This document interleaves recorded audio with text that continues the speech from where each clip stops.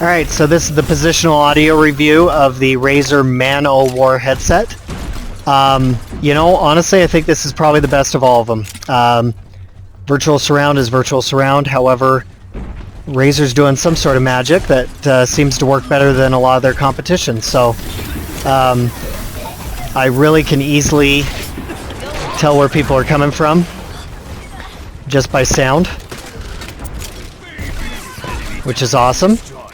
That's what you need from this for competitive gaming. And so, yeah, no complaints. Nothing special, but that's not because it's not great. It's just because it's so drama-free. It just works, right? So yeah, nothing but good things to say about it. I think this is the best of the bunch.